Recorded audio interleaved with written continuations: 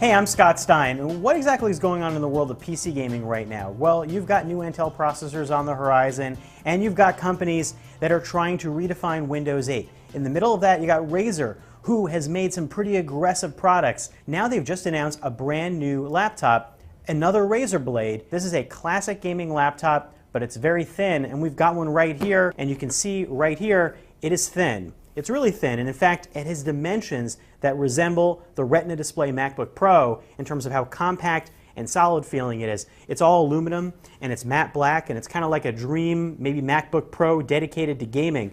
And what you've got inside are specs that befit a higher-end type of laptop. A quad-core Core i7 processor that's 4th generation. We can't even get into the specifics of that until an embargo that's coming soon. And we've got graphics in here. NVIDIA GTX 765M GeForce graphics with 2 gigabytes of GDDR5 memory inside, so which is pretty nice. 8 gigabytes of RAM and a solid-state hard drive in here, not standard mechanical hard drive. Starting 128 gigabytes, you can go up to 256 or 512. Now you notice some things here. The price is $17.99, so that's high, but if you're comparing it to stuff like the $2,000 Retina display MacBook Pro or to high-end gaming laptops, it's not as high.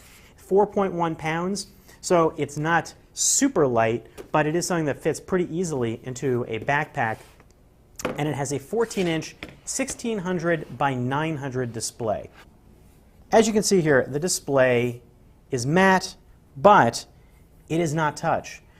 A lot of gaming laptops seem to be going in this direction, avoiding touch because gamers may not necessarily want it. It does have a standard trackpad beneath with its own dedicated click buttons and a full backlit keyboard here. It's got Synapse 2.0 for those who connect to Razer's programmable ecosystem, but there are no extra macro buttons and nothing like a touchscreen over here. There are dual stereo speakers on the side that are Dolby equipped. They're nice and loud, sort of surprisingly loud when you first hear them.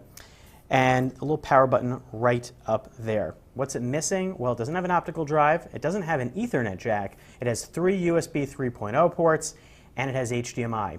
Kind of bare bones, but if you're looking at it as a gaming device on the go, maybe that's the style. I would have preferred an Ethernet jack. I'm sure a lot of people would, and there's no dongle in the box, so you'll have to find a solution there. Is this going to be a success? We'll have to see. I mean, Razer has had some pretty experimental designs before, but the nice thing throughout all of those products has been a really nice attention to detail and design. This is probably the most accessible product that Razer's made in terms of computer hardware. So where does that put the Razer Blade? It is a very nice design. Will you miss the touchscreen? Who knows? Stay tuned for a full review coming up soon. I'm Scott Stein with the new 14-inch Razer Blade from Razer.